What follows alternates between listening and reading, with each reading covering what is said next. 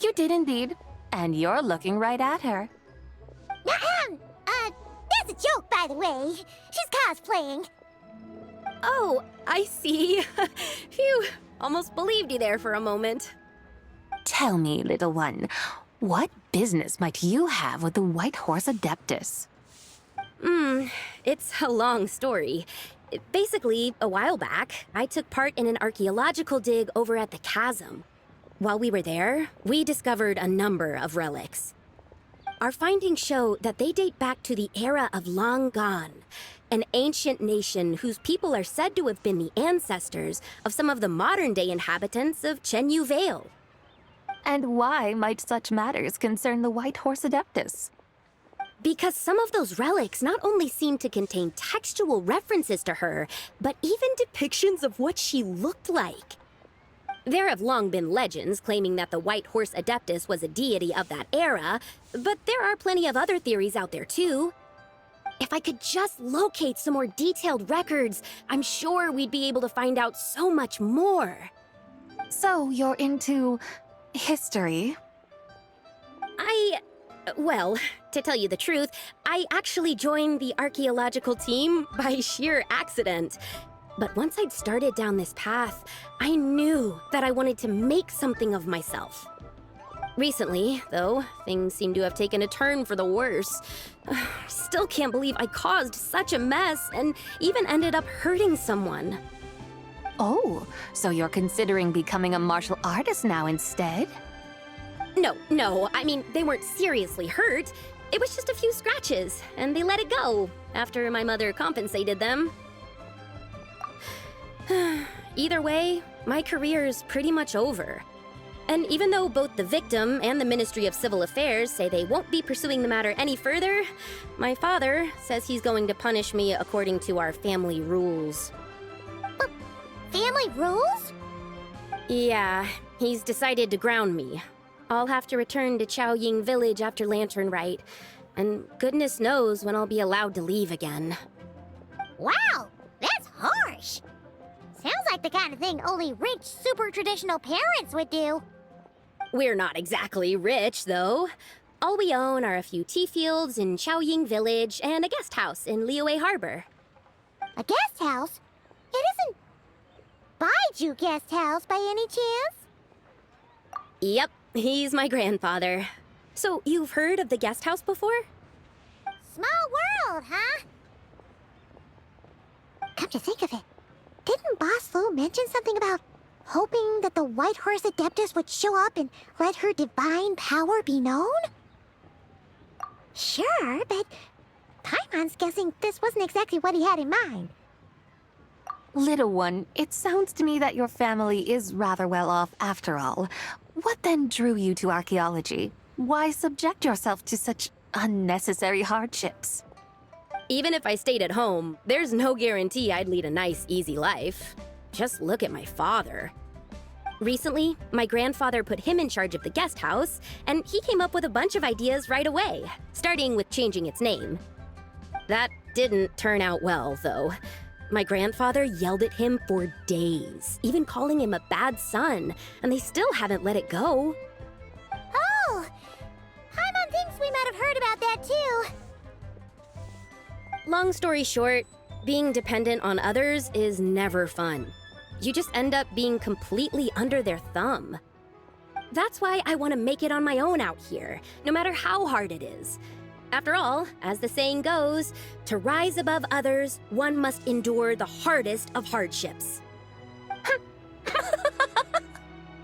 What's so funny about that? You poor, innocent little creatures never fail to amuse me. To think you would endure all manner of hardships in your brief time on this mortal plane, and all that merely to rise above others. I would have thought that the wiser path would be to simply roam this world as I do. Huh? Tell me, what is it that you truly delight in? Archaeology? Martial arts? Tea planting? Or perhaps the keeping of a guest house? What I delight in? Yes! Surely there must be something you don't find quite so exhausting. Whatever delights you should not feel like a burden. But do things like that really exist? Of course! Take Miss Xiangling, for instance. I defy you to detect even a hint of hardship on her face when she wields her walking spatula. So, since it seems you are resolved to tread the rocky path, you should strive with all your might to pursue that which brings you delight. You mean, like cosplay? I suppose you might say that. Looks like the White Horse Adeptus is really getting into her role. I think I get what you mean then. Maybe I should have a chat with Miss Xiangling before I head home. Okay, everyone. Sorry to keep you waiting. Here's your food. Wow. It all smells so good. Oh, finally! I get to try that famous poisonous stew. Hey, didn't you hear what Shang Shang said? It wasn't the stew. If anyone's to blame, it's that other you. What's up? How fiercely this mortal fare burns upon the tongue!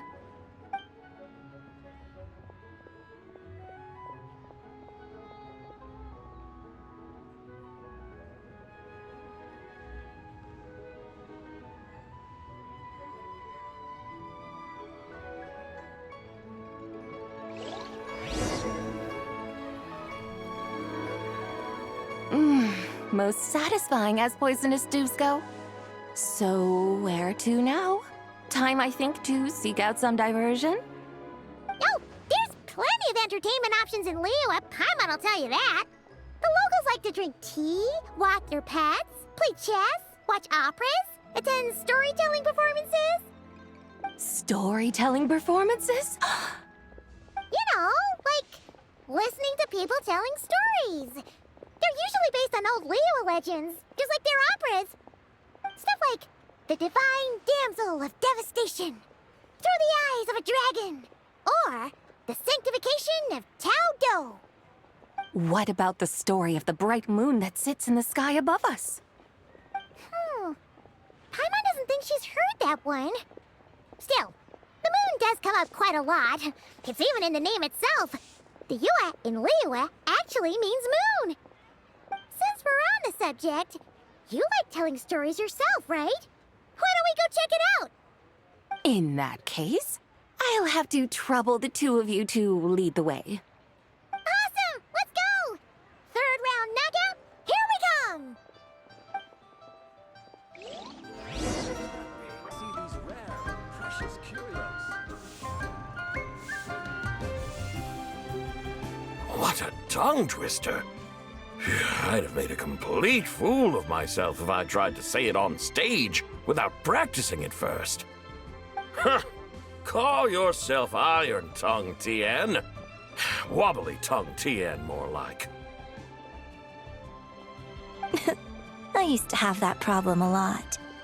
But if you just take your time to grasp the meaning and commit it to memory, you'll be able to say it smoothly in no time. You're right, Miss Yoon. I'll give it another try. Hey, Yunchin! Fancy seeing you here! What are you two talking about? Ah, Traveler and Paimon, we meet again. And who, may I ask, is this? You may call me the White Horse Adeptus. The White Horse Adeptus? She's not really an Adeptus. I see. Well, it certainly looks like a lot of fun. Oh, funny you mention it. This type of thing is actually something I'm quite familiar with. Once, to perform Through the Eyes of a Dragon, I decided to imagine that I was Rex Lapis himself. It was the only way to truly inhabit his mindset and understand his resolve to quell those demons. Sounds like you just wanted an excuse to feel all big and powerful. Hey, that's... You just don't understand how inspiration works. You're one to talk. Paimon's traveled all over with the Traveler, And she's seen things that would make your jaw drop.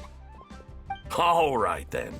Since you claim to be so knowledgeable, why don't you prove it by reciting an ancient poem? An ancient poem?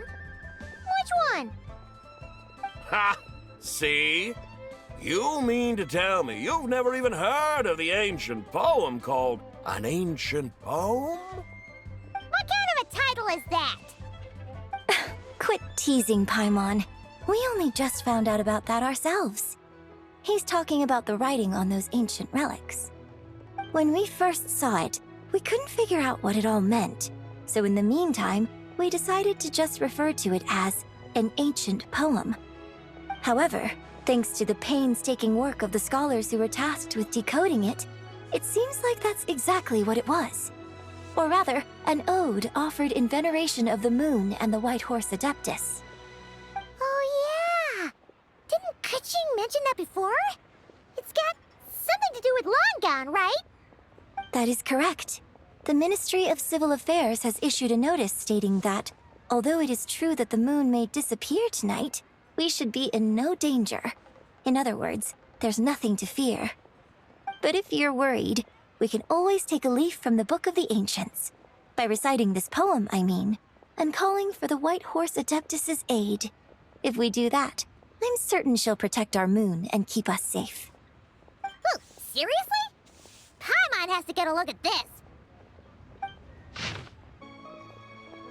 Under moon eternal, in radiant night, a maiden grants silk, soft and light? What in Tibet's that supposed to mean? Under moon iridescent, in night divine, blah blah blah, something cloth so fine. Something about fields being plowed, something else about seeds being sown from the earth. Seriously? What is this? The fields are plowed, the seeds are sown, and from the earth, life is grown. Whoa! You did that without even looking! Bravo! Bravo! We have an expert in our midst.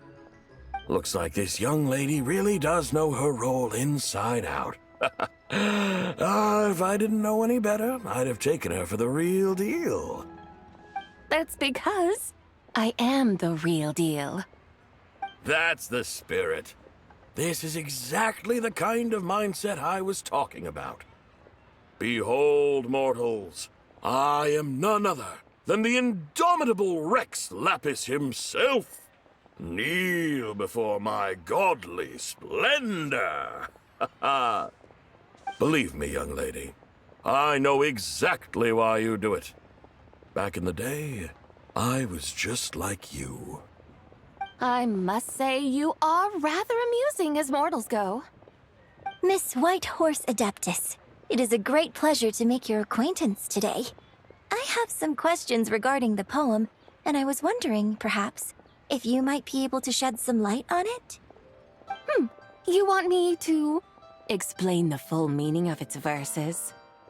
Your guidance would be much appreciated. Fascinating. Tell me, do all the people of Liyue still express such reverence for the ancient ways? Well, it's true that we hold a deep fondness for our history, but it is hardly our only pursuit. One of my good friends, for instance, is even more devoted to the modern Fontanian art of rock and roll. Exactly! And don't forget, great practitioners of the role-playing arts walk among us too. People like me and you, young lady.